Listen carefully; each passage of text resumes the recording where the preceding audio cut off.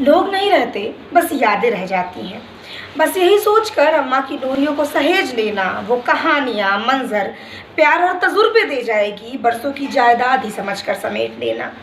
आखिरी खत लिखा उसने जो तुम्हारे नाम होगा, प्यार की पोटली में बंधा उसका बचा अरमान होगा। अम्मा जिसकी गोद में बिन मांगे ही नींद आ जाया करती है, खुश रखने को हमें मुस्कान अपनी 100 बार लुटाया करती है। वक्त वो जब सर्द हवा का झोंका था, वक्त वो जब सर्द हवा का झोंका था, अम्मा ने बड़े प्यार से अपनी बाहों में समेटा था। उस वक्त अब्बा भी देखते रह गए होंगे, तनिक मेरी गोद में भिलाओ, ऐसा कुछ कहते कहते ही ठहर गए होंगे। उसके बूढ़े कदमों का अब तुम्हें सहारा बनना था, तजुर्बों की छाँव में मध्यम उन आँखों का अब तुम्हें उजाला बनना था। वो बस्ता जो अम्मा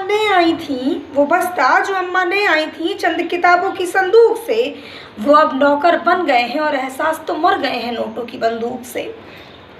चलते दौड़ते गिरते उसने बड़ी मेहनत से ये संसार बसाया था। मेरी आंखें नम हो गई थी जब ऑफिस से लौटकर उस दिन अम्मा का ख्याल आया था। याद आया उस दिन कि सपनों की होड़ में आगे कुछ इस कदर बढ़ गए हैं, आसमां छूने की जिद में उसके राजा बेटे तो कहीं शमशान में ही गड़ गए हैं। कैसे बताऊं और कैसे बताती कि सपनों की होड़ में हमारी अम्मा का भी स्वैग कुछ इस कदर था। सपनों की होड़ में भी हमारी अम्मा का स्वैग कुछ इस कदर था। उसकी आखिरी चमचमाती टेबल पर उसके सपनों और उसके आदर्शों का ही फ्लैग था। अब तो सोचते हैं जनाब शायद वक्त पर होश कर लिए होते, आंसुओं का पिटारा खोलने से पहले शायद अम्मा को अपनी बाहों में भर लिए होते।